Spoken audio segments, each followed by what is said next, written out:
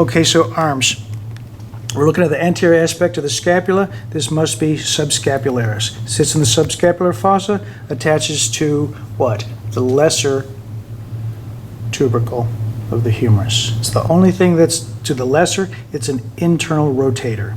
The nerve to it is the subscapular nerve. And this lower branch right here that goes down to the muscle that's underneath it, this is the teres major. Nerve to teres major, lower subscapular nerve. This is an internal rotator. This is an internal rotator. On the back side of the scapula, these are the external rotators. Teres minor, axillary nerve, external rotator. It's going to insert to the greater tubercle of the humerus. Infraspinatus. Infraspinatus is going to be an external rotator. It's the suprascapular nerve. It's also going to insert into the greater tubercle of the humerus.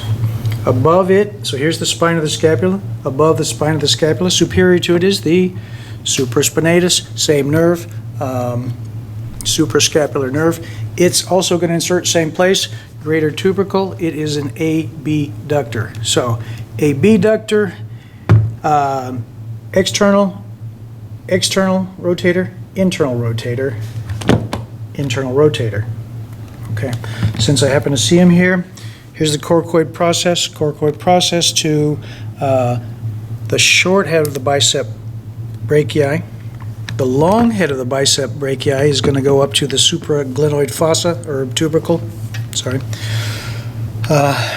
Elbow flexion, the muscle or the nerve is going to be musculocutaneous. So musculocutaneous nerve, here's the coracobrachialis, musculocutaneous nerve. Here is the brachialis, here's the brachialis, musculocutaneous nerve.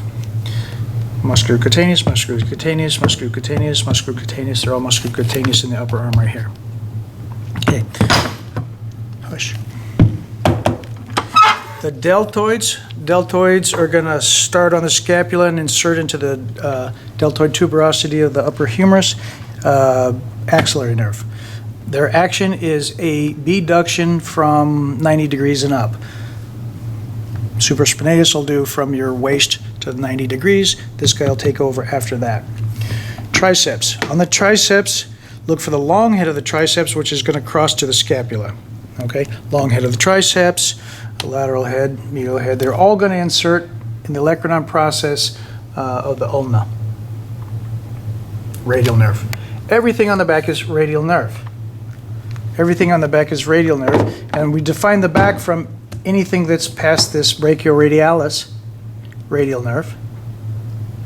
Extensor, where am I? Extensor carpi radialis longus is radial nerve. Everything is radial nerve.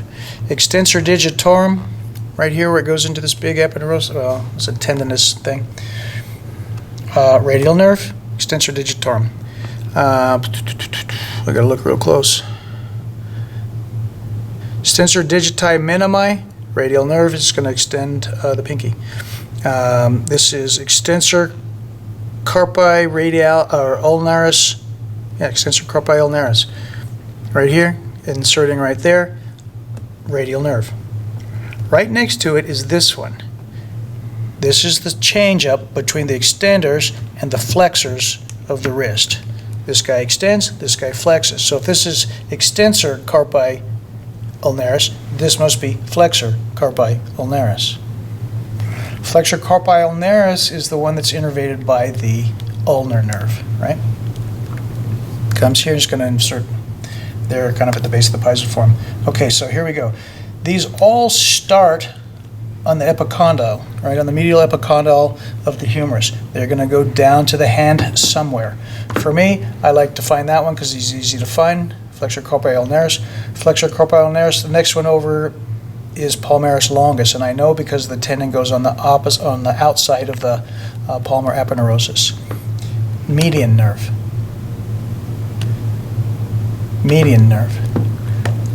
This is flexor carpi radialis. So on the radial side, on the thumb side, flexor carpi radialis. This one is flexor carpi ulnaris. Ulnar nerve, median nerve, median nerve. Underneath these guys, if I take all this good stuff off, is flexor digitorum. So now we're getting this down to the ones that can move with the hand. Flexor digitorum, superficialis, median nerve. Underneath it is going to be the one that goes all the way to the distal aspects, going to insert on the base of the distal phalanges. Flexor digitorum profundus. Okay, profundus is the kind of strange one or different than others because it is half median, half ulnar. Okay, so it's the only one that's half and half like that. That's the forearm.